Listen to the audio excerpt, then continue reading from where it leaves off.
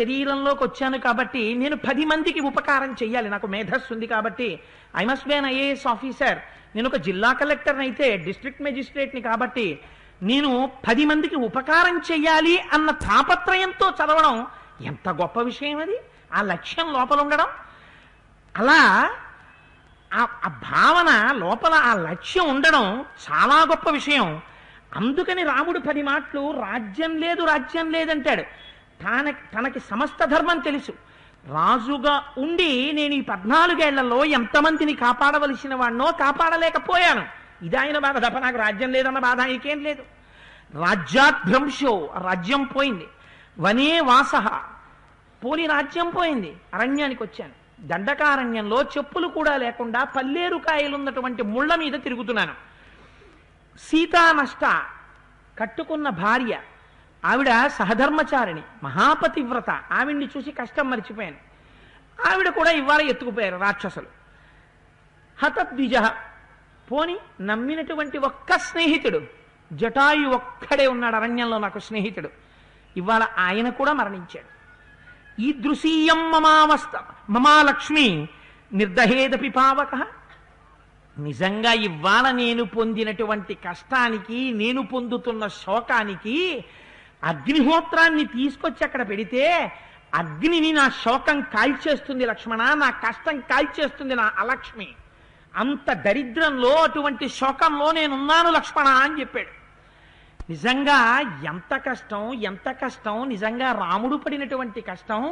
అంత కష్టంలో ఉత్తర క్షణం తేరుకుని తన ధర్మాన్ని తాను నిర్వర్తిస్తాడు. ఇది రామపాత్ర. అందుకే మనిషిగా పుట్టావు కనుక నీకు నిరంతరం మనిషిగా నడిపించగలిగిన టానిక్ ఏదుంది? ఒక్కటే ఒక్క టానిక్, ఇంకొకటి లేదు. రామాయణం ఒక్కటే, రామచరిత్రం ఒక్కటే నీకు నిరంతరం నీ ధర్మాన్ని జ్ఞాపకం చేస్తుంటుంది. నువ్వు శోకములో ఉన్నా, మోహములో ఉన్నా, సుఖములో ఉన్నా, దుఃఖములో ఉన్నా, ఉత్తర క్షణం నువ్వు చెయ్యవలసినటువంటి పని నీకు జ్ఞాపకానికి వస్తూ ఉంటుంది. అందుచేత ఆయన అంటారు, రాజ్యాద్భ్రంశో వనేవాస సీతానష్ట హతద్విజ ఈదృశీయం మమాలక్ష్మి నిర్దహేదపి పావకం అని ఒక్కసారి ఆ జటాయువు దగ్గరికి వెళ్ళి, నాయనా జటాయు, నువ్వు శరీరం విడిచిపెట్టేసేటట్టు కనపడుతున్నావు, మా కోసం ఇంత అవస్థ పొందావు, ఒక్కసారి చెప్పవయ్యా ఆ రావణుడు ఎక్కడుంటాడు, అతనికి ఉండేటటువంటి ఆయుధాలేమిటి, పౌరుష పరాక్రమాలు ఎటువంటివి, సీతమ్మని ఎటువైపు తీసుకెళ్లాడు, ఏ రాజ్యాన్ని పరిపాలిస్తాడు, ఎవరతను, అతడి స్వరూపం ఏమిటి చెప్పమని అడిగారు.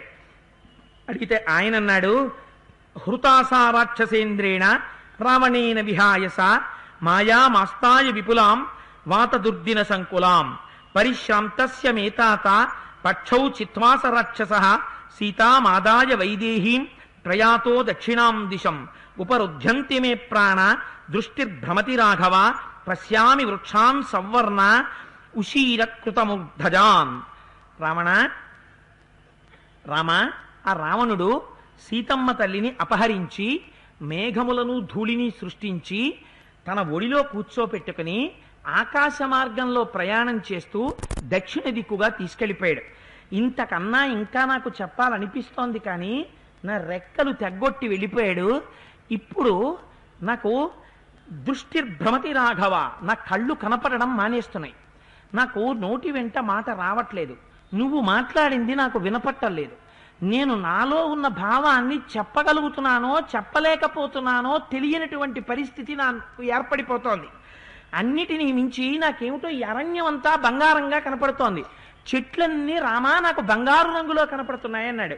మరణించేటటువంటి వాడికి ఉండే లక్షణం చెట్లు బంగారు రంగులో కనపడతాయి, అందుకని నాకు బంగారు రంగులో కనపడుతున్నాయి. ఏనయాతో ముహూర్తేన సీతామాదాయ రావణ విప్రణష్టం ధనం క్షిప్రం తత్సామీ ప్రతిపజ్యతే విందోనామ ముహూర్తోయం సచ కాకుస్తమాభుధత్. నాయన, విందమనబడేటటువంటి ముహూర్తంలో దొంగిలించాడు కనుక రావణాసురుడు, నీ వస్తువు నీకు దక్కి తీరుతుంది. ఆ ముహూర్తంలో దొంగిలించబడినటువంటి వస్తువుని తిరిగి యజమాని పొందుతాడు, నువ్వు సీతమ్మని పొందుతావు. పరమ సంతోషంగా సీతారాములిద్దరూ ఉంటారు, మీ ఇద్దరికి పట్టాభిషేకం అవుతుంది. నువ్వు చాలా కాలం రాజ్య పరిపాలన చేస్తావయ్యా. పుత్రో విశ్రవస సాక్షాత్ భ్రాతా వైశ్రవణస్య చ ఇత్యుక్త్వా దుర్లభాన్ ప్రాణాన్ ముమోచ పతగేశ్వర అని చెప్పబోతున్నట్ట నోటి వెంట పెద్ద రక్తం తెళ్ళు మాంసపు ముద్ద కక్కేట.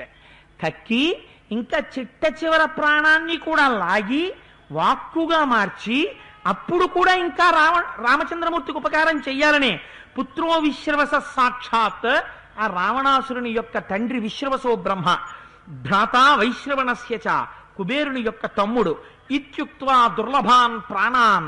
ప్రాణం అంటే ఊపిరి, వాయువే ప్రాణం. ప్రాణము వాయువు మీద, ప్రాణము మనస్సు ప్రాణం మీద, ప్రాణం వాయువు మీద ఆధారపడతాయి. అందుచేత ఆ వాయువు ఇంకా లోపలికి వెళ్ళడం బయటికి రావడం ఆగిపోతోంది. ఇంకా అంటే మృత్యుదశని పొందేస్తూ ఈ రెండు మాటలు మాత్రం చెప్పగలిగాడు. చెప్పి ముమోచ పతగేశ్వర ఆ శిరస్సుని పక్కకి ఉంచి భూమి మీద పడేసి, ఆ రెక్కలు లేవుగా, కాళ్ళు లేవు, శరీరాన్ని బాగా ఉబ్బిపోయేటట్టు చేసి పక్కకి పడేసి ప్రాణం వదిలిపెట్టేశాడు. వదిలిపెట్టేయగానే రాముడు చూశాడు. చూడు లక్ష్మణ, ఈ పక్షిని ఒక్కసారి పశ్య లక్ష్మణ గృధ్రోయ ఉపకారీ హతశ్చమే అభ్యవపన్నో వై రావణేన బలీయస. రావణాసురుడు బలవంతంగా సీతమ్మ తల్లిని అపహరించుకుపోతుంటే తన ప్రాణములను అడ్డుపెట్టి లక్ష్మణ ఈ పక్షి రక్షించింది. సర్వత్ర ఖలు దృశ్యంతే సధవో ధర్మచారిణ శూరా శరణ్యా సౌమిత్రే తిర్యజ్ఞోని గతేష్వపి. మనం ఆలోచించి చూస్తే లక్ష్మణ, ధర్మాన్ని పాటించేవారు, శూరులైనటువంటి వారు, శరణాగతి చేసినటువంటి వారిని రక్షించేటటువంటి వారు మనుష్యుల్లోనే ఉంటారని మనం అనుకోక్కర్లేదు. జంతువుల్లో కూడా ఉన్నారు. ఒక పక్షి ఎంత గొప్ప పని చేసిందయ్యా నిజంగా. సీతాహరణజం దుఃఖం నమే సౌమ్య తథాగతం యథా వినాశే గృధ్రస్య మకృతే చ పరంతప. సీతమ్మ తల్లిని అపహరించారు అని తెలుసుకున్నప్పుడు నేను పొందినటువంటి దుఃఖం కన్నా ఒక పక్షి నా కోసమని నాకు ఉపకారం చెయ్యడం కోసం ప్రాణాలు వదిలేసిందని తెలుసుకుని లక్ష్మణ నేను ఇవాళ ఎక్కువ దుఃఖం పొందుతున్నాను. ఇది రామచంద్రమూర్తి యొక్క సౌశీల్యం అని రాజా దశరథ శ్రీమాన్ యథా మమ మహాయశాః పూజనీయస్య మాన్యశ్చ తథాయం పతగేశ్వర. నాయనా లక్ష్మణ, శ్రీమంతుడైనటువంటి మహారాజు దశరథ మహారాజు గారు తండ్రి మనకి ఎట్లా గౌరవించదగ్గవాడో, ఆ తండ్రికి స్నేహితుడై తండ్రి బిడ్డని కాపాడుకున్నట్టు వృద్ధాప్యంలో కూడా మన్ని కాపాడుకోవడం కోసం, కోడల్ని నిలబెట్టుకోవడం కోసం, కోడలి మర్యాద నిలబెట్టడం కోసం తన ప్రాణాలే విడిచిపెట్టేసి మామగారంటే ఏమిటో చూపించాడయా వాళ్ళ జటాయువు. అటువంటి జటాయువుకి దశరథ మహారాజు గారికి తేడా ఎక్కడుందయా? వృద్ధుడైన దశరథుడు ఆ సమయంలో ఉన్న ఇలాగే పడిపోయి ఉండేవాడు కదా. ధర్మము చేత దశరథుడికి జటాయువుకి తేడా లేదు. అందుచేత తండ్రికి ఆనాడు నేను ఎలా అంత్యేష్టి చేశానో ఇవాళ జటాయువుకి నేను అలా చెయ్యాలనుకుంటున్నాను. ఇది పక్షి కదా, శాస్త్రం చేద్దామా? సెల్ ఫోన్ అట్టుకొచ్చి బ్రహ్మగారికి ఫోన్ చేసి పక్షికి చెయ్యొచ్చా అండి అని అడుగుదామా? ఈ దిక్కుమాలిన ఆలోచనలు కాదు. ఒక్కొక్కసారి మనస్సులో ఉండవలసినటువంటి పవిత్రత ఎటువంటిదో చూడండి. ఒక పక్షికి అంత్యేష్టి సంస్కారం చేశాడు. ఇక్కడ ఉండాలి సంస్కారం దేనికైనా. ఇక్కడ సంస్కారం లేని నాడు నువ్వు ఏది చేస్తే ఎవడికి కావాలి? అందుకని లక్ష్మణ అరణ్యంలోకి వెళ్ళి ఆ చెట్లని ఏనుగులు ఉరుసుకుంటూ వెళ్ళినప్పుడు ఎండుకర్రలు కింద పడతాయి. ఎండుకర్రలు కింద పడితే ఎండుకర్రలు పట్రా అది చెప్పాలండి రాముడు. ఎండుకర్రలు పట్రా అని చెప్పాలా? కర్రలు పట్రా అని చెప్తే సరిపోదా? సరిపోదు. నీకు శ్రద్ధ ఉంటే ఆ శరీరాన్ని ఒక్కసారి ఆ చితిమీదికి పెట్టిన తరువాత పొగొస్తూ ఖాళీ కాలకుండా ఉండిపోతే నీ చుట్టూ ఉన్న టీవీ కెమెరాల కోసమని చెప్పి ఖాళీ కాలని శవాల్ని వదిలిపెట్టి వెళ్ళిపోయే బిడ్డలు ఆ రోజు లేని సంస్కారవంతులు కనుక మహానుభావుడు రాముడు అన్నాడు ఎండుకర్రలు పట్రారా అన్నాడు. అంటే వెలిగించగానే కాలిపోవాలి, అది వెళ్ళిపోవాలి పంచభూతాల్లోకి. అందుకని ఎండుకర్రలు పట్రా. ఏనుగులు నడుస్తున్నప్పుడు తమ శరీరానికి ఒరుసుకోవడం చేత తమంత తాము విరిగి పడిపోయిన ఎండుకర్రలు అయి ఉండాలి, పెట్టగానే జ్వలిస్తాయి. అటువంటి కర్రలు పట్రారా. పట్టుకొచ్చి చితి మీద ఈ జటాయువుని మన ఇద్దరం కలిపి పట్టి తీసుకెళ్లి పెడదాం. ఎవరు పెడతారు అలాగా? కొడుకులు పెడతారు.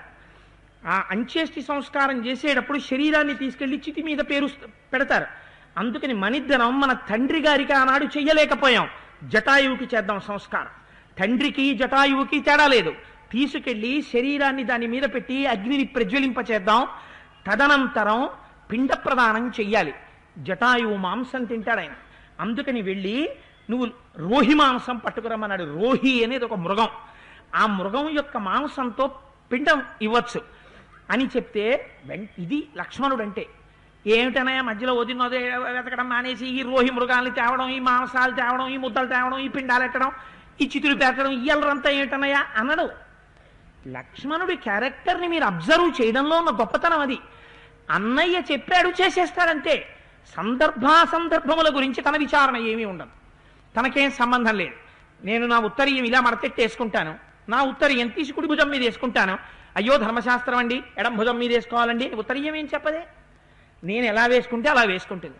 ఇంకా కాసేపు ఆగి ఉత్తరీయాన్ని ఇటు తిప్పిటేశాను అనుకోండి, దానికేం సంబంధం లేదు. అదేంటంటే అంచటు పోయింది, మీరు ఇటు ఎట్టారు అని ఉత్తరీయం ఏం అందగా. నేను ఎలా వేస్తే అలా ఉంటుంది. లక్ష్మణుడు కూడా అంతే. కేవలం రాముడికి సేవ చేయడం, కేవలం రాముడికి ప్రీతి కల్పించడం అంతే. తన సొంత అభిప్రాయాలు బాధ పెట్టడం కానీ లేకపోతే సొంత అభిప్రాయాలతో విసిగించడం కానీ ఉండవు.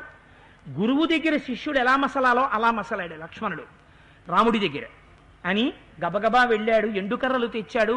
ఆ రోహి మాంసాని చోత్కృత్య పేశీకృత్య మహాయశాహ శకునాయ దదౌ రామౌ రామ్యే హరిత శాద్వలే. మహాయశాహ అన్నారు. గొప్ప విశేషణం వేసేశారు. ఆ మృగాన్ని తీసుకొచ్చి దాని చర్మాన్ని ఒలిచి ఆ మాంసం ముద్ద చేసి అక్కడ ఉండేటటువంటి పచ్చగడ్డి బీడి మీద పిండములను పెట్టి ఆ శరీరాన్ని అగ్నిహోత్రంలో సంస్కారం చేసి ఇద్దరూ కలిసి బయలుదేరి తతో గోదావరీం గత్వా నదీం నరవరాత్మజౌ ఉదకం చక్రతుస్తస్మై గృధ్రరాజాయ తావుభౌ. మహానుభావుడు ఆ పక్షికి తను స్నానం చేసి ఉదక క్రియలు చెయ్యడానికి సిద్ధపడ్డాడు. సిద్ధపడి అన్నిటికన్నా గొప్ప విషయం ఏమిటంటే ఆ చితి మీద పెట్టిన తరువాత వెలిగిస్తున్నాడు. వెలిగిస్తూ సృష్టిలో ఎవ్వరనరి మాట ఒక విచిత్రమైన మాట చెప్పాడు. యాగతిర్యజ్ఞశీలాన ఆహితాగ్నిశ్చ యాగతిం అపరావర్తినాం యాచ భూమి ప్రదాయినాం మయత్వం సమనుజ్ఞాతో గచ్చ లోకానుత్తమాన్ గృధ్రరాజ మహాసత్తా సంస్కృతచ్చ మయా వ్రజ అన్నాడు. నేను గృధ్రరాజ మహాసత్తా సంస్కృతశ్చ మయా వ్రజ, నా చేత సంస్కరింపబడుతున్నావు గృధ్రరాజా, నేను నీకు అనుజ్ఞనిస్తున్నాను. గచ్చ లోకానుత్తమాన్, నీ ఇష్టం వచ్చినటువంటి ఉత్తమ లోకాలకు వెళ్ళిపో. ఎటువంటి లోకాలవి?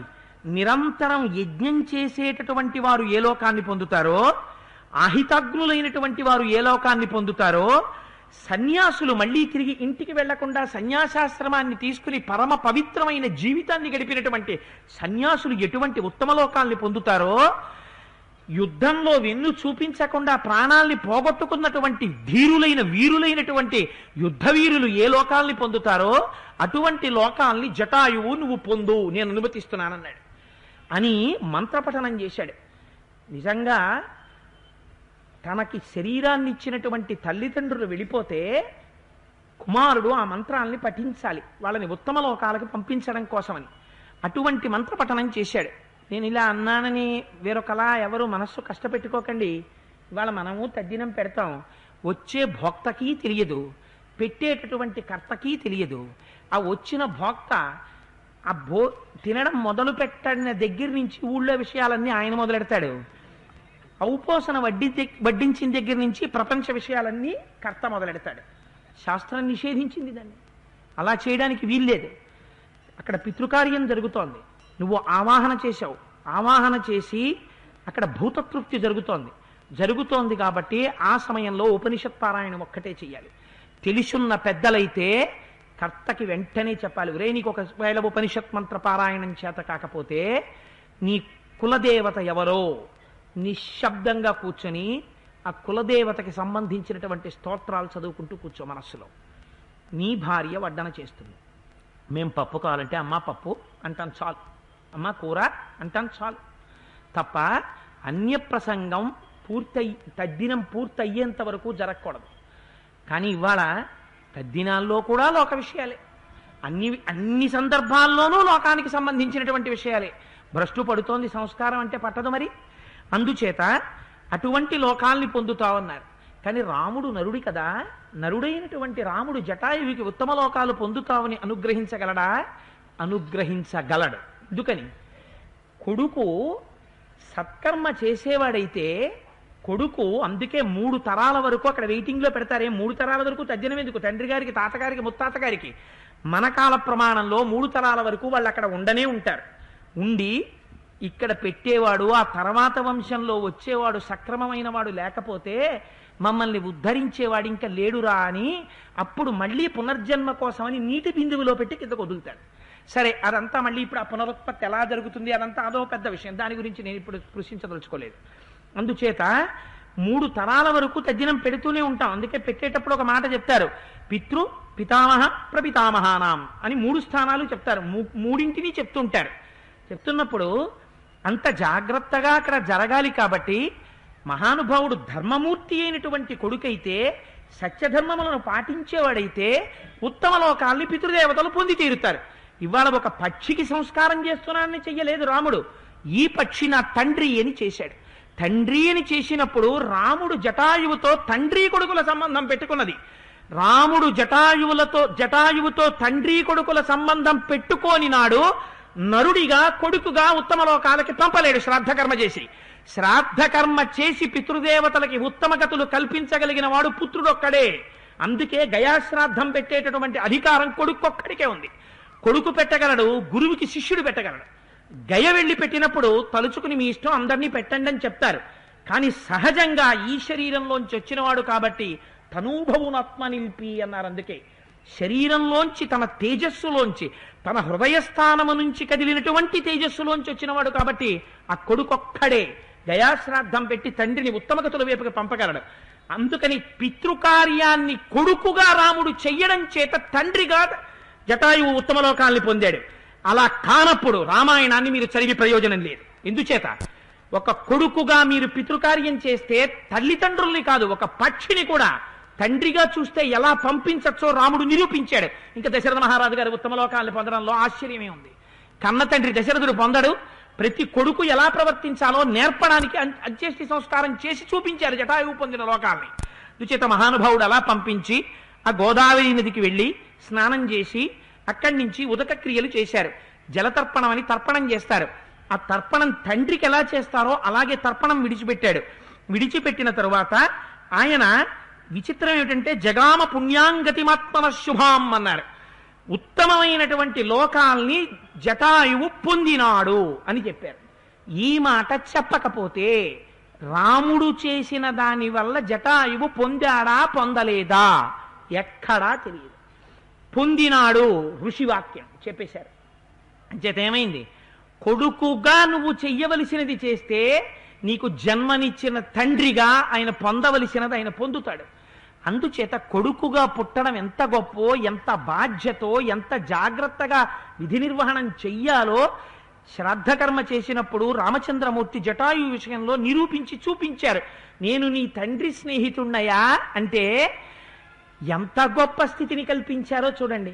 అయ్యా మీ తండ్రి గారి స్నేహితులం అండి నేను మీ నాన్నగారు అంటే, మా తండ్రి గారి స్నేహితుడు అనగానే ఉలిక్కిపడి మా తండ్రి గారి పేరెత్తాడు రా, మా తండ్రి గారి స్నేహితుడు అంటున్నాడని తండ్రి గారే వచ్చి నిలబడి మాట్లాడుతుంటే తాను ఎలా మాట్లాడాలో అలా తను కూర్చున్న ఆసనంలోంచి లేచి నిలబడాలి. గౌరవంగా లేచి నిలబడి, అయ్యా తమరెవరండి, మీ పేరేమి, చాలా సంతోషం అండి, మా నాన్నగారినే చూసినంత ఆనందంగా ఉందని అనగలగాలి కొడుకు. అది సంస్కారం. ఈ సంస్కారం మనకి రామాయణం నేర్పింది.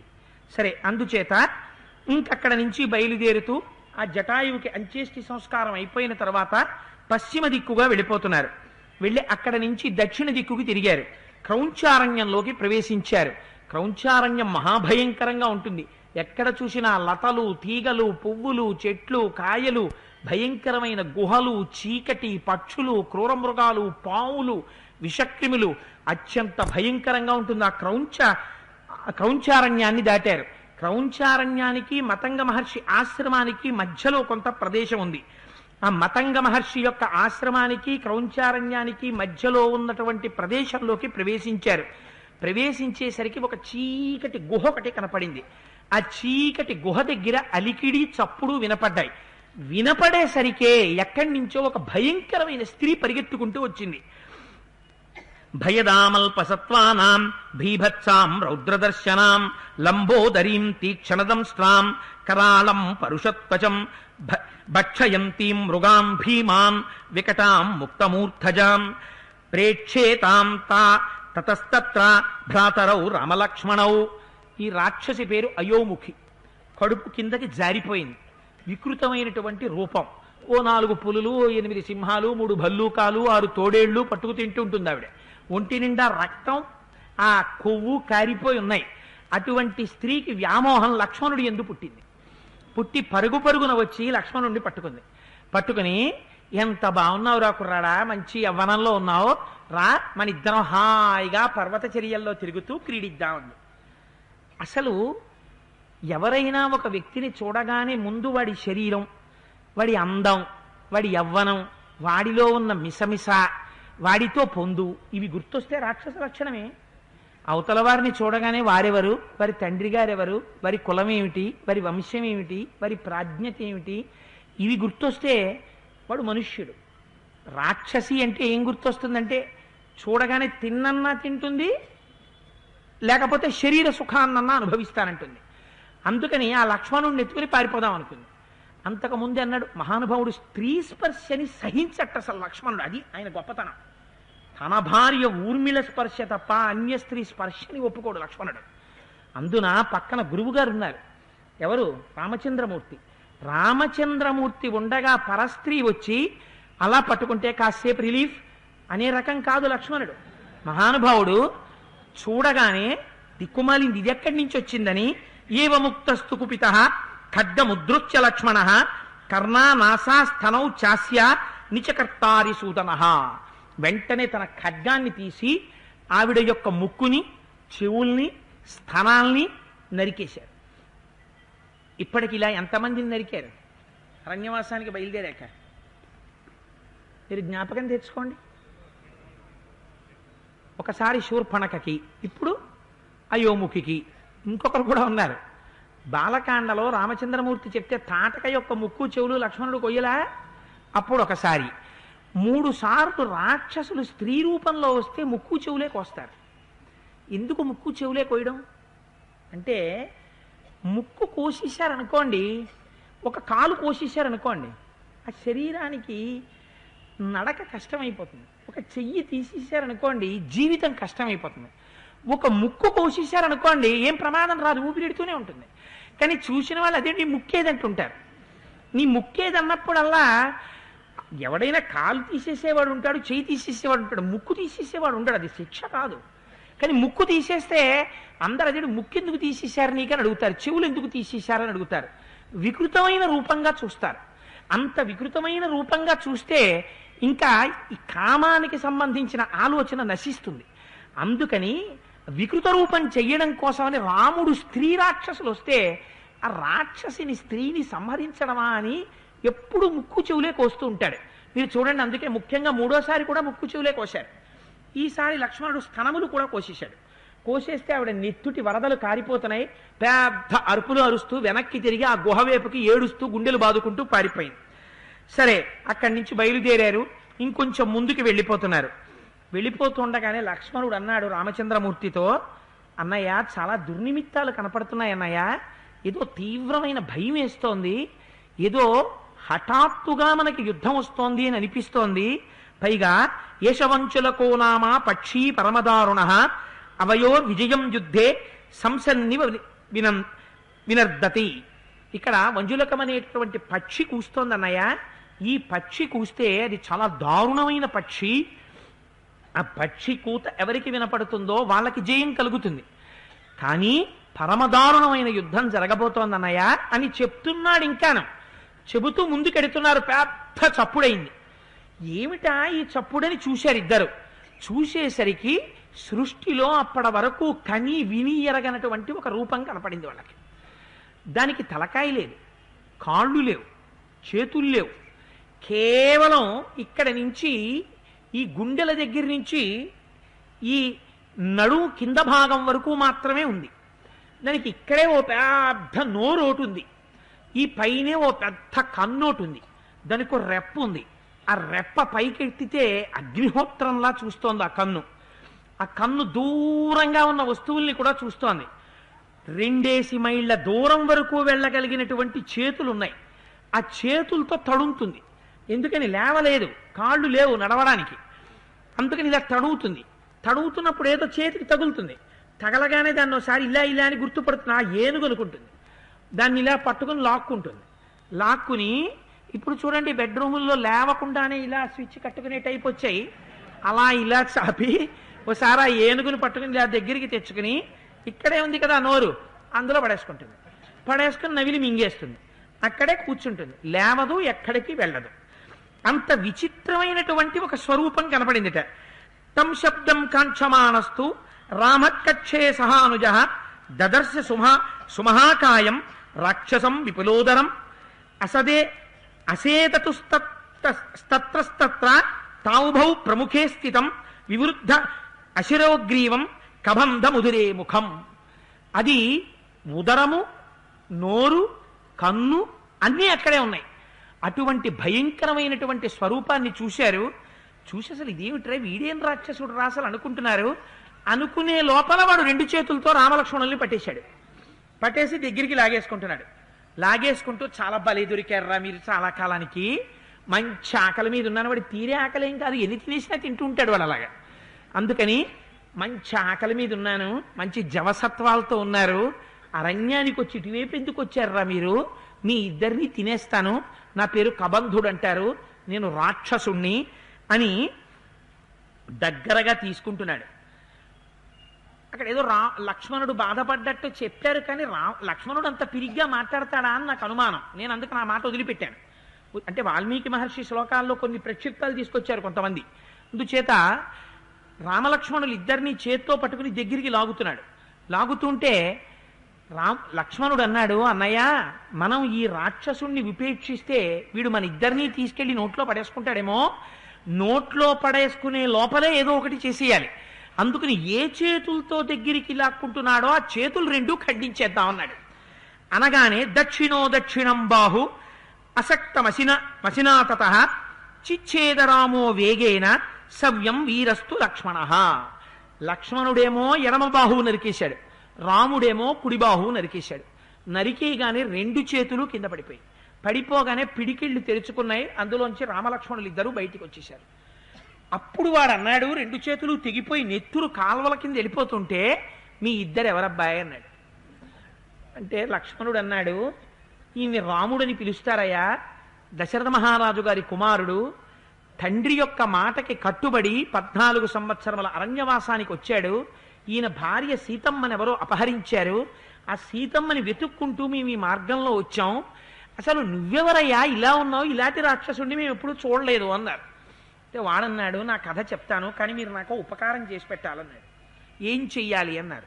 ఓ పెద్ద గొయ్య తీసి లేకపోతే చితి పేర్చి దాని మీద నన్ను పడుకోబెట్టి నన్ను కాల్చేద్దురు అన్నాడు వాడు.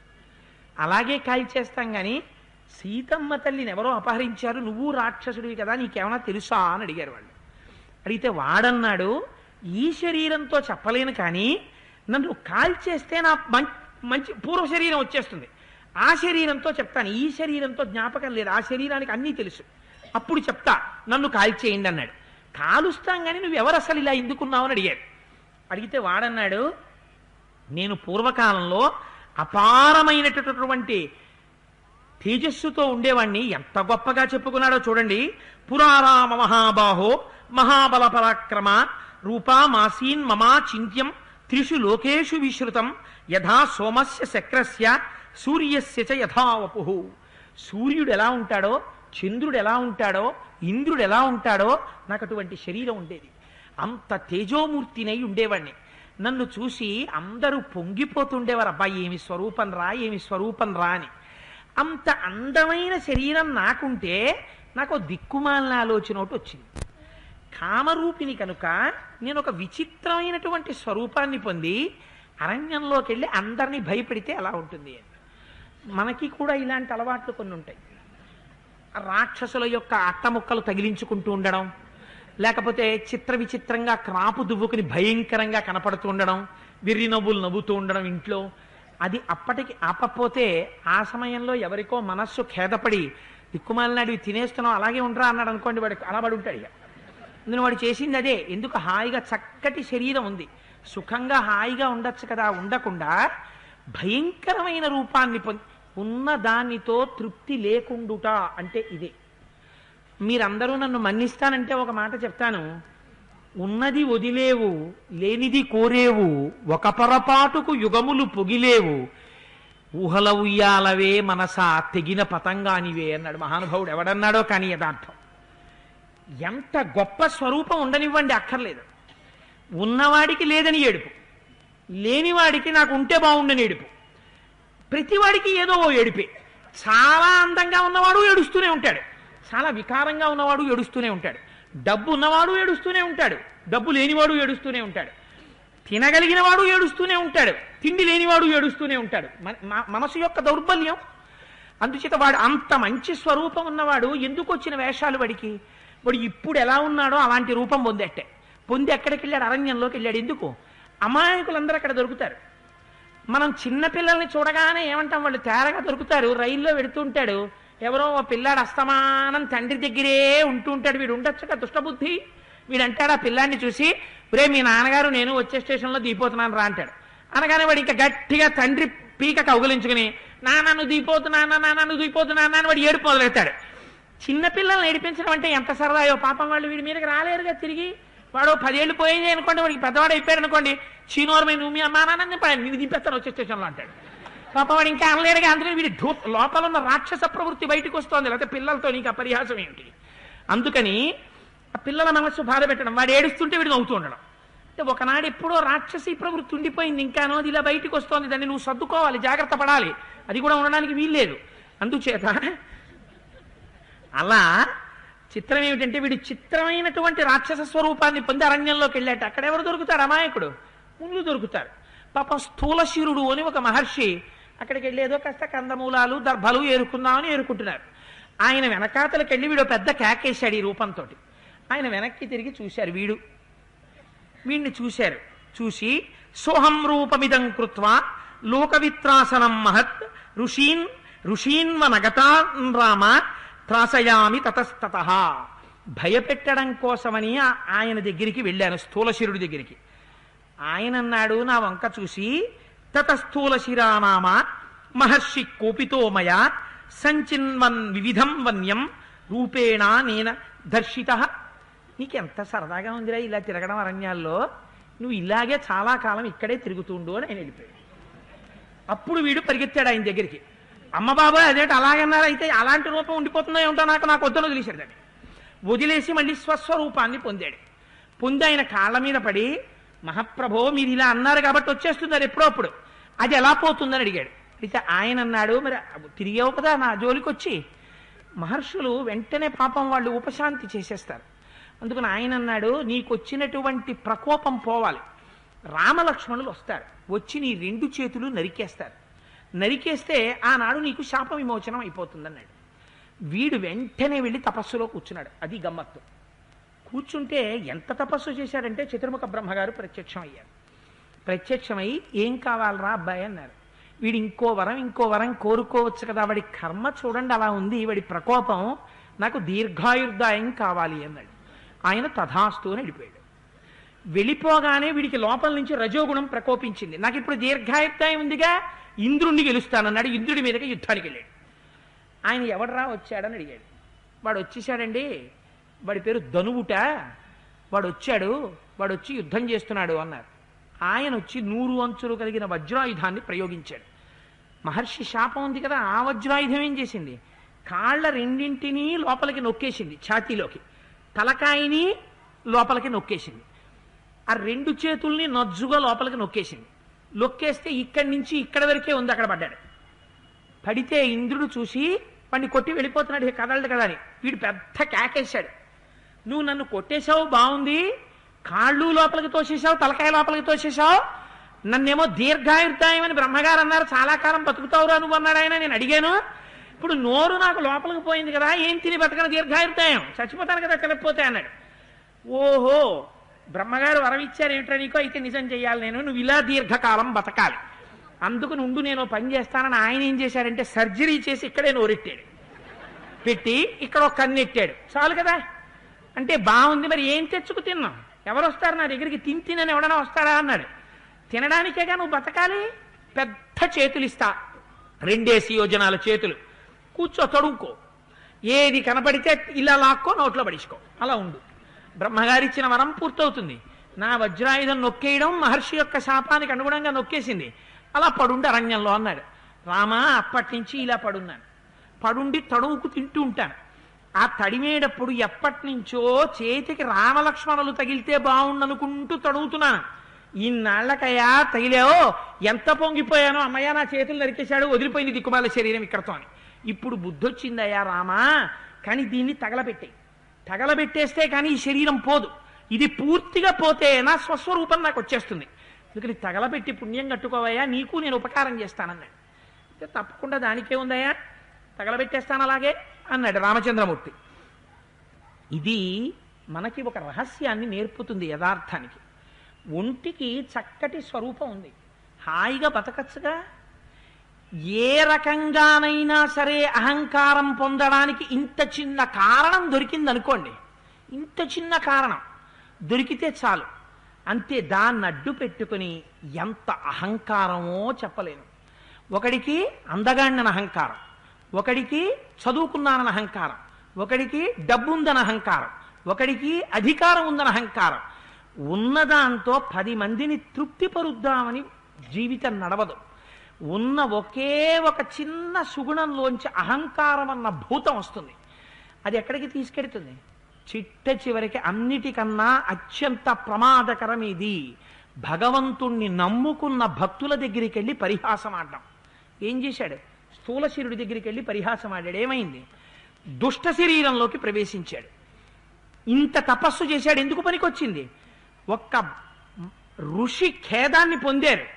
తన తపస్సు కూడా ఆయన ఇచ్చిన శాపానికి అనుగుణంగా ప్రవర్తించింది. ఎందుకని? దీర్ఘాయుర్దాయంతో అలా పడుండడానికి పనికొచ్చింది అంతే. ఇంద్రుడి మీదకి వెళ్ళాడు, శరీరాన్ని నొక్కేశాడు. ఋషి శాపం ఏదొచ్చిందో దానికి అనుగుణంగానే తర్వాత సంఘటనలన్నీ నడిచాయి. తపస్సు చేయలేదా? ఇంద్రుడి జోలికి వెళ్ళలేదా? అన్నీ పోయి కష్టం వైపుకే ఎందుకు వెళ్ళిపోయింది?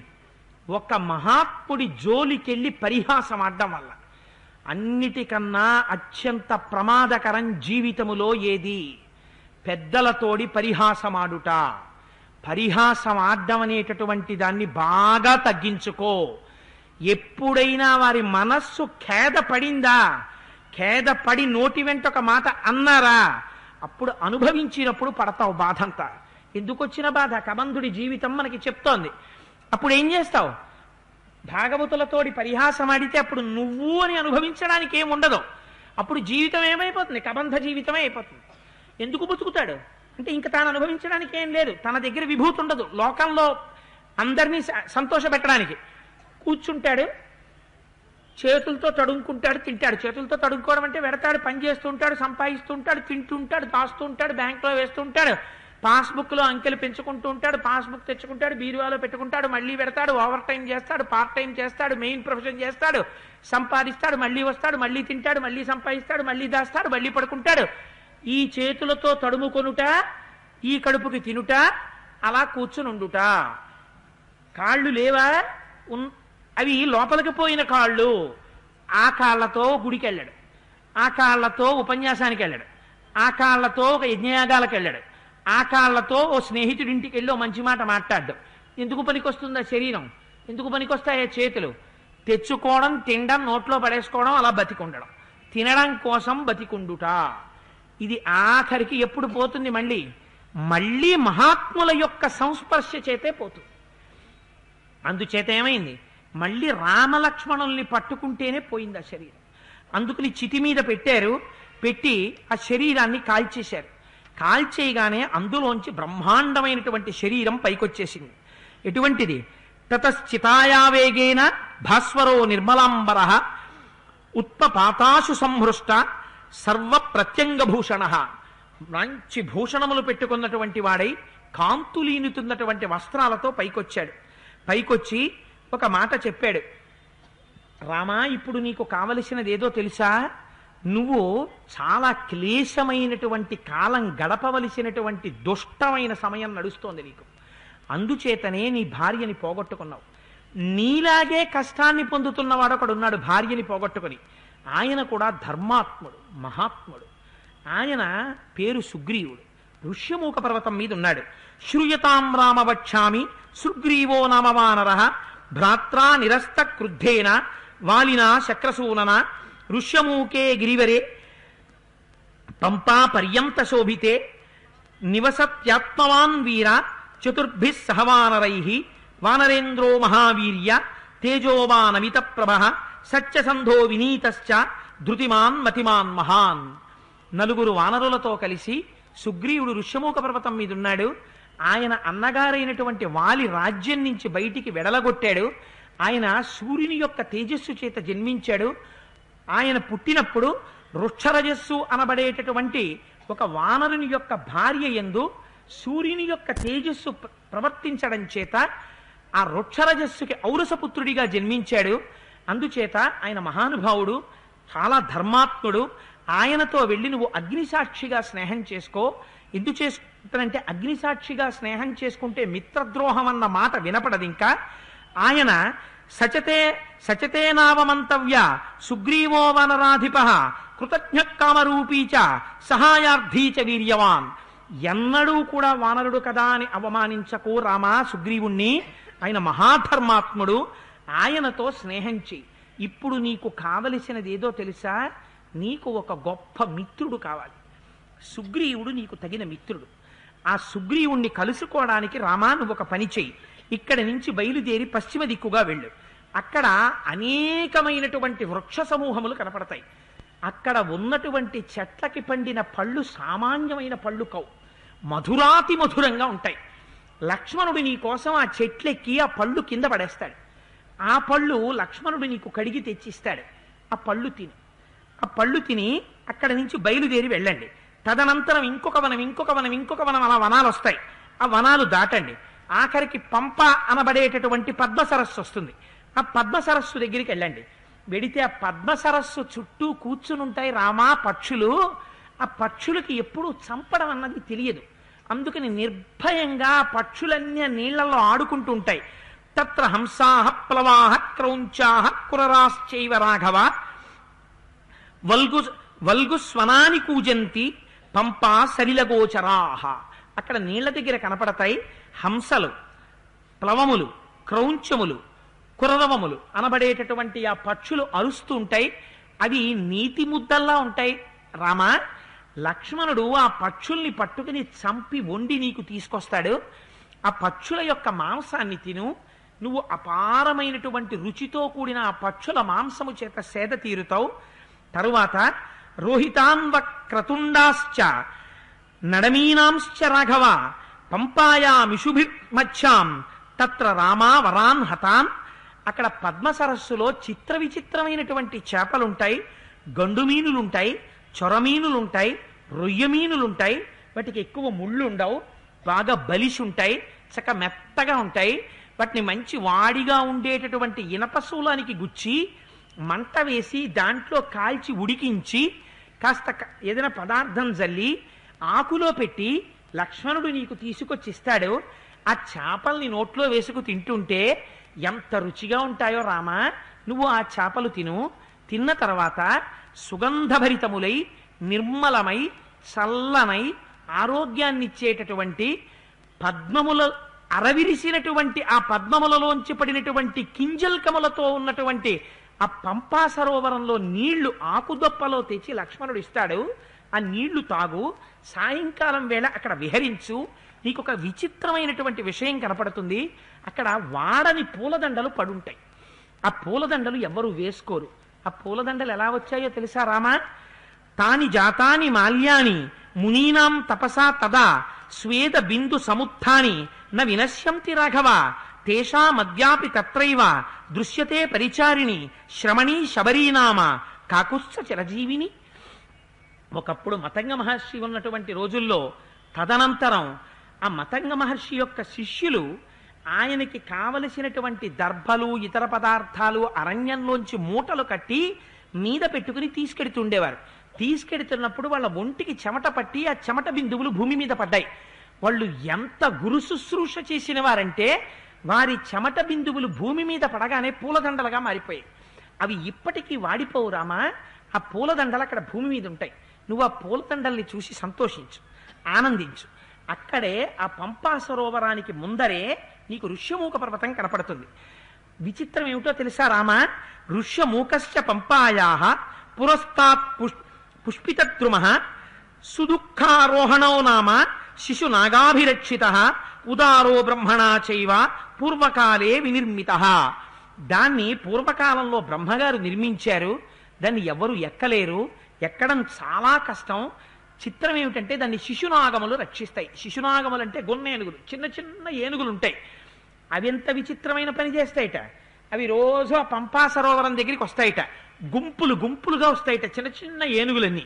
వచ్చేసి ఆ నీళ్ళన్నీ తాగుతాయిట. తాగిన తర్వాత వాటికి దాహం తీరిపోగానే పౌరుషం వస్తుందట. పౌరుషం వచ్చి ఆ ఏనుగులు గుంపులు గుంపులు కలిసి కొట్టుకుంటాయిట. కొట్టుకున్న తర్వాత కుంభస్థలాలతో గుద్దుకుంటే వాటి నోటిలోంచి నెత్తురు కారుతుందట. నెత్తురు కారిన తర్వాత అప్పుడు అమ్మయ్య మనం ఇవాళ భలే కొట్టుకున్నాను రా అనుకుంటాయిట. అనుకుని ఈ శిశునాగములన్నీ కలిసి తొండాలు ఇలా ముళ్ళేసుకుని ఎంతో సంతోషంగా చెయ్యి పట్టుకు నడిచిన స్నేహితుల్లా గుంపులు గుంపులుగా అన్ని వెళ్ళి ఆ ఋష్యమూక పర్వతం చుట్టూ తిరుగుతుంటాయిట. ఆ ఋష్యమూక పర్వతాన్ని రామ శిశునాగములు రక్షిస్తుంటాయి. చిత్రం ఏమంటే శయాన పురుషో రామ తస్య శైలస్య మూర్ధని యత్ స్వప్నే లభతే విత్తం తత్ర బుద్ధోది గచ్చతి.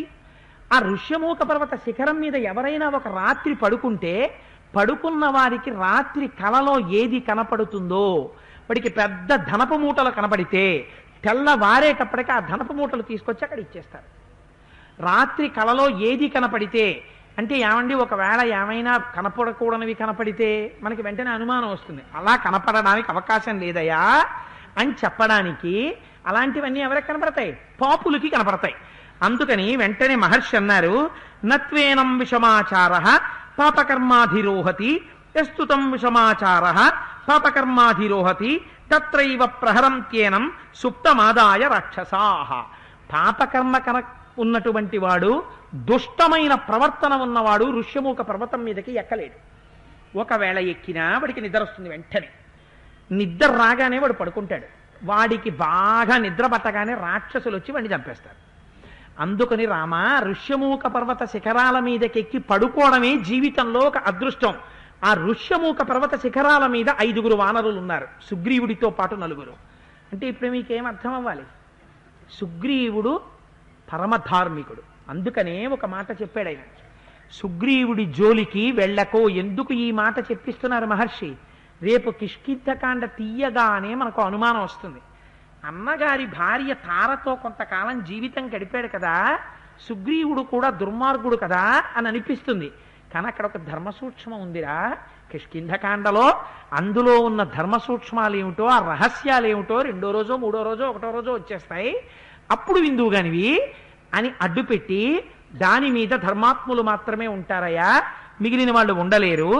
రామ ఋష్యమూక పర్వతం మీదకి వెడితే రామతస్యతు శైలస్య మహతీ శోభతే గుహ శిలాపిధానా కాకుత్స దుఃఖంచాస్యాహ ప్రవేశనం. అక్కడే ఒక పెద్ద గుహ ఉంటుంది. దాన్ని ఒక రాతి పలకతో మూసేసి ఉంటారు.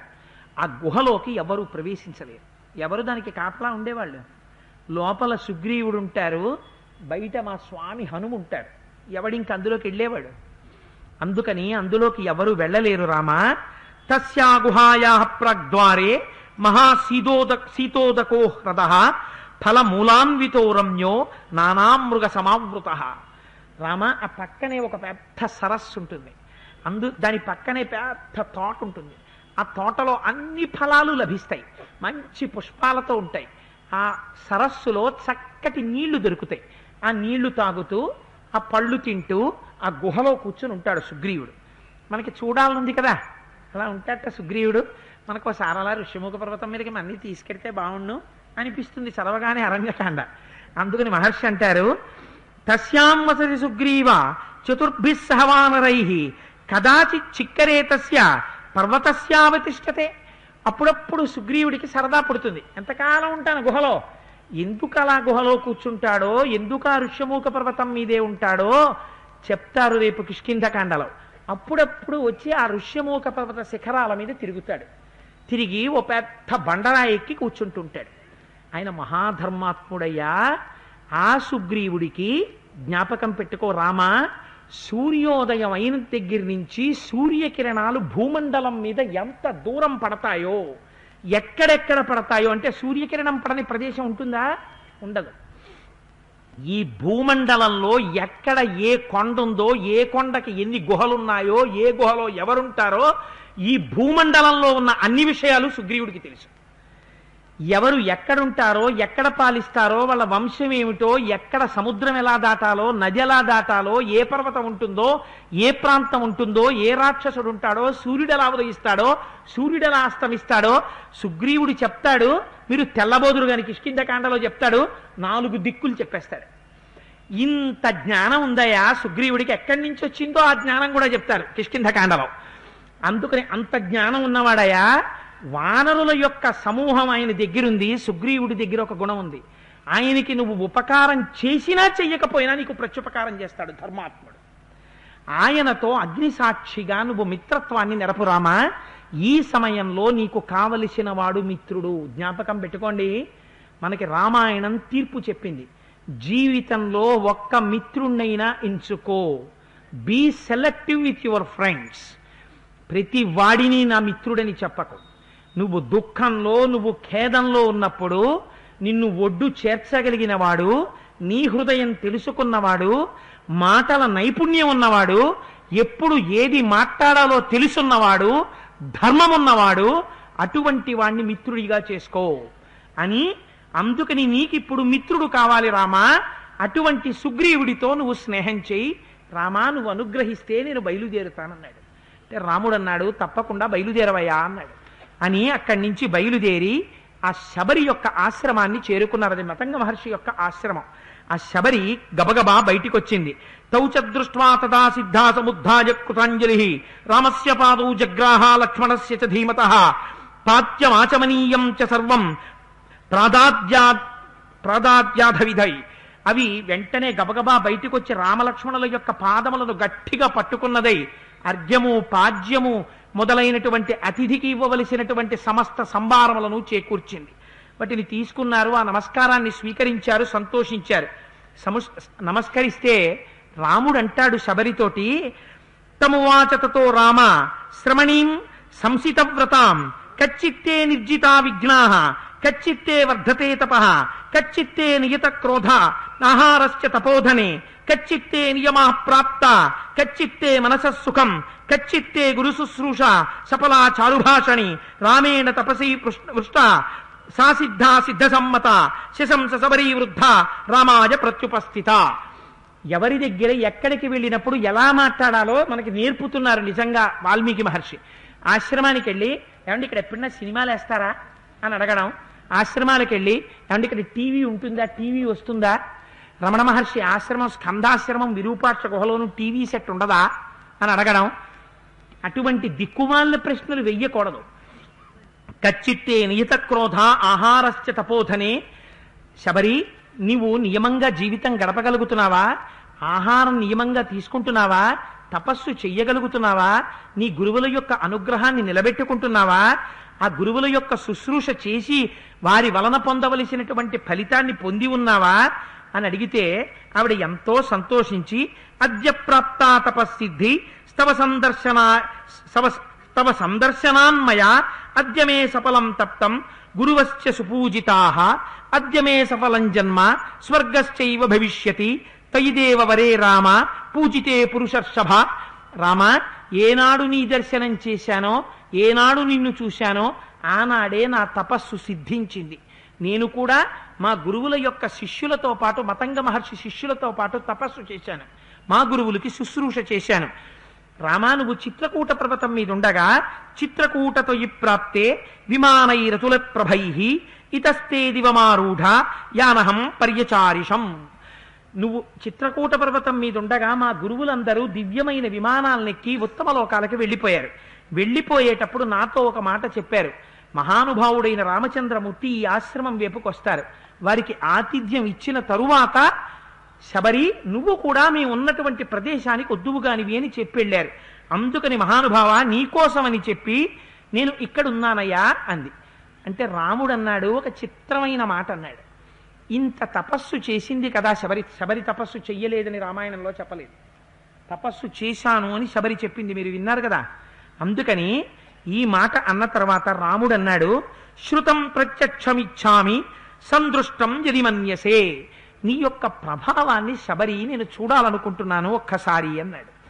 అనేసరికి ఆ ఆశ్రమంలోకి తీసుకెళ్ళి తన గురువుల గురించి చెప్పింది. ఆశ్రమంలోకి తీసుకెళ్ళినప్పుడు ఎవరి గురించి చెప్పాలి? ఆ మతంగ మహర్షి శిష్యులు ఉన్నప్పుడు ఆశ్రమం ఎలా ఉండేదో చూపించింది. అక్కడ పెద్ద అగ్ని వేది ఉంది. ఆ వేది దగ్గరికి తీసుకెళ్ళి తేషాం తప ప్రభావేన పశ్చాద్యాపి రఘూత్వ ద్యోతయంతి దిశ సర్వాహ శ్రియావేద్యో తుల ప్రభా. రామ, ఇక్కడ ఈ వేది దగ్గరే మా గురువులు అగ్నిహోత్రం చేసేవారు. చిత్రం ఏమిటో తెలుసా? వాళ్ళ చేతులు వణికిపోతుండేవి, అంత వృద్ధులైపోయారు. ఆ వృద్ధులై వణికిపోతుంటే వణికిపోతున్నటువంటి చేతులతో పువ్వులు తీసి ఆ వేది మీద పెట్టేవారు. రామ, ఒక్కసారి ఆ వేది మీద చూడు, ఆ పువ్వులు ఇప్పటికీ వాడవు, అలాగే ఉన్నాయి. ఇది వాళ్ళ తపశ్శక్తి. రామ చూశావా? ద్యోతయంతి దిశ సర్వాహ శ్రియావేద్యో తుల ప్రభాహ. ఆనాడు వాళ్ళు ఇక్కడ అగ్నికార్యం చేసి నువ్వు చిత్రకూట పర్వతం మీద ఉన్నప్పుడు వాళ్ళు వెళ్ళిపోయారు. ఇప్పటికీ ఆ అగ్నివేదిలోంచి వచ్చేటటువంటి కాంతి దిశల్ని ప్రకాశింపచేస్తుంటుంది. ఇంకా చిత్రం చెప్పనా రామ? తేషామిచ్చామ్యహం గంతుం సమీపం భవితాత్మనాం మునీనామాశ్రయో ఏష మహం చ పరిచారిణి అని వాళ్ళు ఎప్పుడైనా ఒక్కసారి మనస్సులో సంకల్పం చేసి అశక్నువద్భిర్తైర్గంతు ఉపవాసశ్రమాలసై చించితే భాగ్యతాన్ పశ్య సహితాన్ సప్తసాగరాన్. మా గురువులు చాలా వృద్ధులైపోయి గురువులంటే ఎలా ఉండాలో చూపిస్తున్నారు చూడండి. నిజంగా వాళ్ళు అంత తపశ్శక్తి ఉండి తమ కోసమని వినియోగించుకున్నది ఒక్కటి లేదు. ఆ గురువులు వారు ఎటువంటి వారంటేట ఒళ్ళంతా వణికిపోతోందిట, ముసలివారు అయిపోయారట. లేచి వెళ్ళి ఆ నదీ పాయ వరకు వెళ్ళి స్నానం చేయడానికి ఓపిక లేదుట. అటువంటి స్థితిలో వెళ్ళలేక అక్కడే కూర్చుని ఒక్క నమస్కారం చేశారట. చెయ్యగానే చింతితే భాగ్యతాన్ పశ్య సహితాన్ సప్తసాగరాన్. 7 సముద్రముల యొక్క పాయలు ఇటుగా ప్రవహించాయి రామ. మా గురువులు అందులో స్నానం చేశారు. ఇంకా గొప్ప విషయం చెప్పనా రామ? మా గురువులు స్నానం చేసి తమ వస్త్రమును పిండుకునేవారు. పిండుకుని ఆ వస్త్రాన్ని దులిపి ఆరేశారు ఇక్కడ తీగల మీద. ఆ వస్త్రం ముట్టుకు చూడు, ఇప్పటికీ అలాగే తడిగా ఉంటుంది. వారు ముట్టుకున్న ప్రతి వస్తువు ఏ స్థితిలో వారు ముట్టుకున్నారో ఆ స్థితిలోనే అలా ఉండిపోయింది తప్ప ప్రకృతి యొక్క పరిణామగతంగా ఆ వస్తువులు ఇహ మారలేదు. అంటే మారని వస్తువు ఏదుందో దానితో వారు తాదాత్మ్యం చెందారు. మారేదేది శరీరం, మారనిదేది ఆత్మ. అది ఎప్పుడూ సాక్షి. వారు అంతగా ఆత్మగతులైపోయారు, ఆత్మస్వరూపంతో ఉండిపోయారు. ఆ శక్తి ఎక్కడి వరకు వెళ్ళిపోయిందంటే వాళ్ళు ముట్టుకున్నవి పువ్వు కూడా ఆత్మస్వరూపాన్ని పొందేసింది. అందుకని దానికి ఇంకా అది వాడదు, అది ముడుచుకోదు. వాళ్ళు తడి బట్ట పిండి ఆరేశారు, ఆ బట్ట ఎండదు, ఆ బట్ట ఇంకొక తడితనాన్ని పొందదు, అలాగే ఉంటుంది.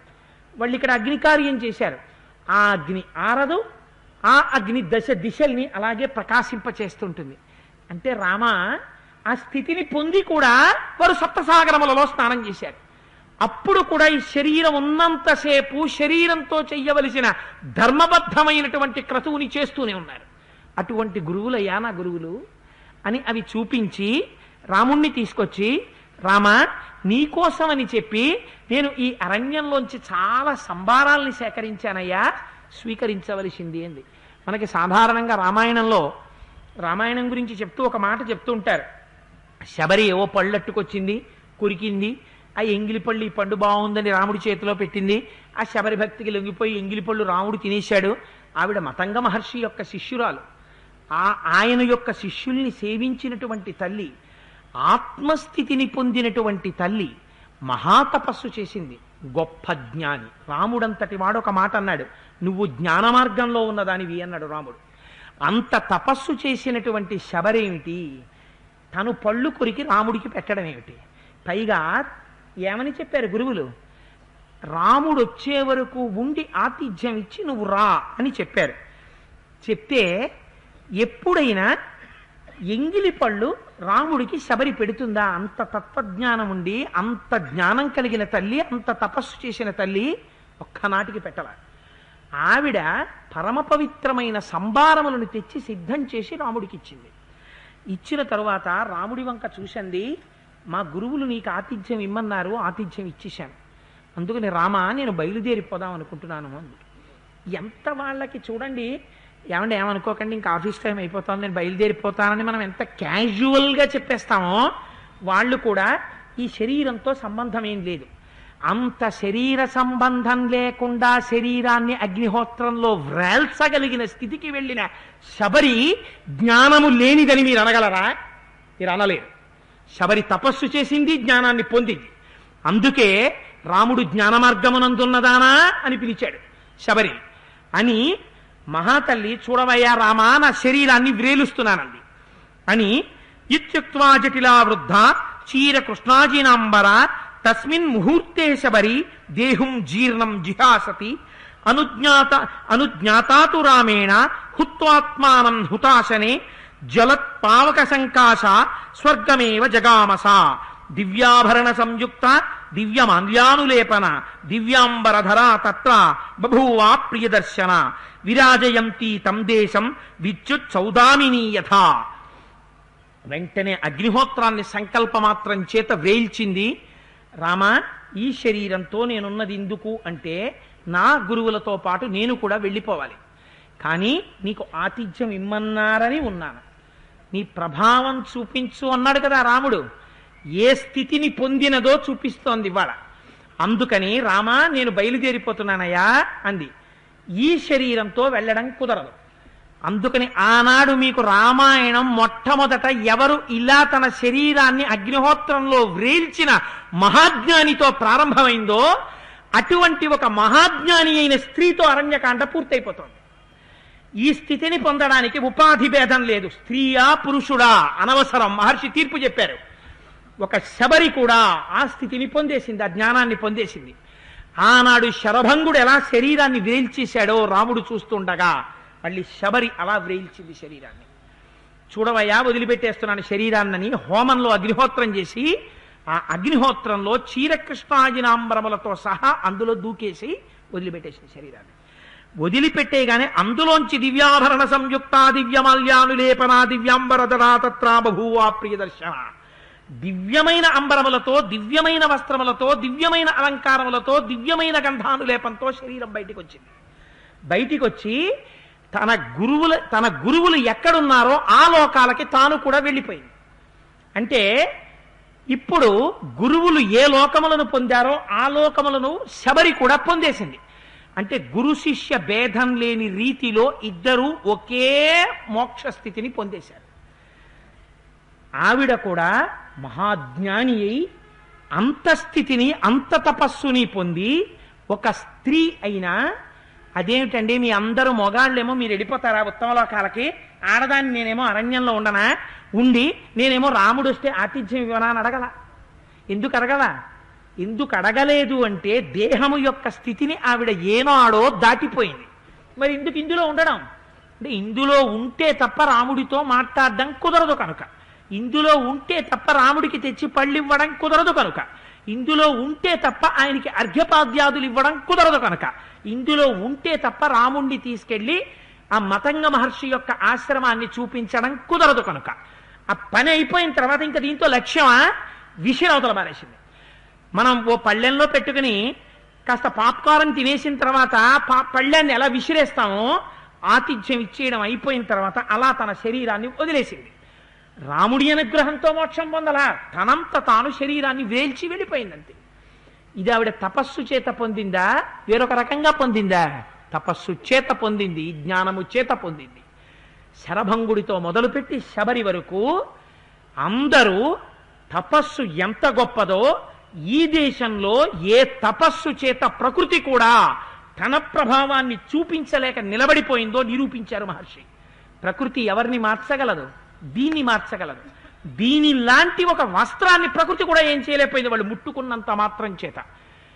తిరువన్నామలై అంతా ఎండిపోయింది. ప్రజలందరూ తిరువన్నామలై విడిచిపెట్టి వెళ్ళిపోయారు. ఆశ్రమంలో ఉన్నవాళ్ళు కూడా అయ్యా అందరూ వెళ్ళిపోతున్నారండి, మనం వెళ్ళిపోదామన్నారు. ఎందుకు వెళ్ళిపోవాలన్నారు రమణులు. అంటే నీళ్లు లేవండి ఊళ్ళో అన్నారు. ఓహో నీళ్లు లేవా అని అక్కడే కూర్చుని మట్టి తీశారు. మట్టి తీస్తే జలపడింది. ఇప్పటికీ రమణాశ్రమంలో మీరు చూడొచ్చు, రమణ బావి అని ఉంది. తిరువన్నామలై అంతా ఎండిపోతుంది, ఆ బావి ఎండదు. రమణతీర్థము అని పిలుస్తారు. ప్రకృతి కూడా అటువంటి తపస్సుల ముందు, అటువంటి మహాజ్ఞానుల ముందు లొంగుతుంది. అక్కడికి వెళ్ళి ఇది రమణ మహర్షి తవ్విన్నుయ్యండి అని చూడడానికి కాదు నువ్వు చూడవలసింది. ప్రకృతి అంతా ఎండిపోయిన ప్రకృతి వారు చెయ్య పెడితే అక్కడ నేను ఎండిపోయానని చెప్పడానికి వీల్లేదు. వారు అక్కడ నీరు రావాలని సంకల్పం చేసి ఇలా అన్నారు, వచ్చి తీరవలసిందే. ఎందుకని? ప్రకృతి కూడా ఆత్మస్వరూపానికి లొంగిపోవలసిందే. అది ఈశ్వర స్వరూపం. ఆ ఈశ్వర స్వరూపాన్ని శరీరంలో ఉండగా పొందడం మోక్షం. బ్రహ్మవిద్ బ్రహ్మైవ భవతి. ఈ అద్వైత స్వరూపాన్ని ఆవిష్కరించింది రామాయణం. శబరి పాత్రని అడ్డుపెట్టి తపస్సు ఎంత గొప్పదో అటువంటి వారు ముట్టుకున్న వస్తువు కూడా ఎలా ప్రకృతి యొక్క పరిణామశీలత్వానికి అధిగమించి నిలబడగలదో నిరూపించింది రామాయణం. ఇది భారతదేశానికి ఉన్నటువంటి గొప్ప ఆస్తిరా. విమానాలు నిర్మించిన వాళ్ళు ఉండొచ్చు, ఆటం బాంబులు నిర్మించిన వాళ్ళు ఉండొచ్చు, కానీ ఒక పువ్వుని ముట్టుకుంటే 500 సంవత్సరాలైనా ఇక వాడిపోకుండా ఆ పువ్వు అలా ఉండేటట్టు ముట్టుకోగలిగిన వాడు మాత్రం ఎక్కడా ప్రపంచంలో లేడు. అలా ఉన్నవాడుంటే తపస్సు చేత ఈ దేశంలో మాత్రమే ఉన్నాడు, ఈ గడ్డ మీద మాత్రమే ఉన్నాడు. అది ఈ గడ్డ యొక్క గొప్పతనం. ఆ ఋషుల యొక్క వైభవాన్ని ప్రకాశింపజేసింది రామాయణం. అటువంటి అమృత భాండాన్ని మనకు అందించారు వాల్మీకి మహర్షి. అటువంటి శబరి పేరు విన్నా, తలుచుకున్నా, ఆవిడ కథ విన్నా మన పాప రాశి దగ్ధమైపోతుంది. వాళ్ళు ముట్టుకున్న పువ్వే వాడకపోతే వాళ్ళ పేర్లు మన చెవులలోంచి లోపలికెడుతుంటే ఆ కథలని మనం తాదాత్మ్యతతో వింటూ ఉంటే మన పాపరాశి ఎందుకు ధ్వంసం అవ్వదు, అయి తీరుతుంది. అందుకే రామాయణం ఎక్కడ వింటారో, రామాయణం ఎక్కడ చెప్తారో అక్కడ పరమ పవిత్రం అయిపోతుంది రా అని వాల్మీకి మహర్షి అభయం ఇచ్చేశారు మనందరికీ. అందుచేత అది పూర్తి చేసి మహానుభావుడు ఆశ్చర్యపోయి ఏమి ఋషులు, ఏమి సంప్రదాయం, ఏమి తపోనిష్ట అని పొంగిపోయాట రాముడు. లక్ష్మణుడితో కలిసి పంపా సరోవర తీరానికి చేరుకుని దూరం నుంచి ఋష్యమూక పర్వతాన్ని చేరుకుని, లక్ష్మణ సీతమ్మని కోల్పోవడం వల్ల, పోగొట్టుకోవడం వల్ల, దూరం చేసుకోవడం వల్ల నా మనస్సు బాధలో ఉందయా. ఈ పంపలో స్నానం చేస్తే నా మనస్సు ఉపశాంతి పొందింది. ఆ ఋష్యమూక పర్వతం మీదున్న సుగ్రీవుడితో తొందరగా మనం స్నేహం చేసి సీతమ్మ అన్వేషణం ప్రారంభించాలి అని శాంతి పొందిన మనస్సుతో ఉన్నటువంటి రామచంద్రమూర్తి యొక్క స్థితితో అరణ్యకాండ పూర్తయింది అని మనం అనుకుని ఒక నమస్కారం చేసి 11 మాటలు రామనామం చెప్పుకొని రేపటి నుంచి కిష్కింధకాండ ప్రారంభిద్దాం. ఓం అని కిష్కింధ కాండ ప్రారంభించగానే మా స్వామి హనుమ కూడా ఇంకా ప్రవేశిస్తారు రామాయణంలో. అందుకని ఒక్క 11 మాటలు స్వామి నామం చెప్పేద్దాం. అష్టదళముల కమల మందున అమరియున్నది రామనామము,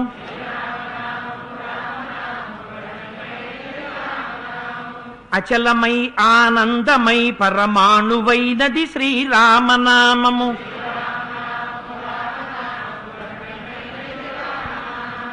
జపతపంబుల కర్హమైనది జగతిలో శ్రీరామనామము.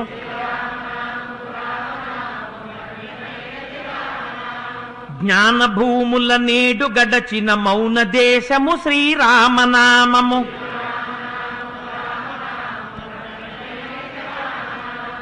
తత్వశిఖరము నందు వెలిగే నిత్య సత్యము శ్రీరామనామము.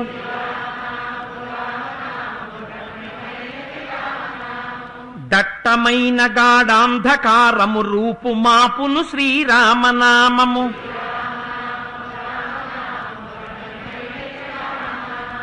పంచభూతాతీత మగు పరమాత్మతత్వము శ్రీరామనామము.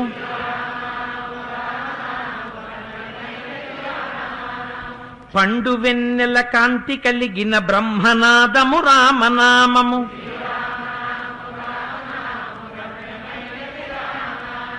నిజస్వరూపము బోధకం బగు తారకము శ్రీరామనామము.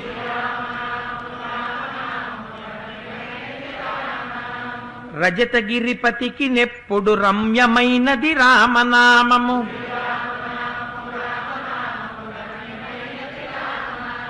శివుడు గౌరికి బోధ చేసిన చిన్మయము శ్రీరామనామము.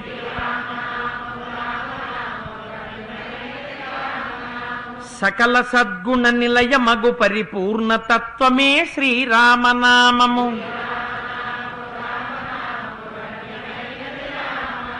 శ్రీరామనామము రామనామము రమ్యమైనది రామనామము.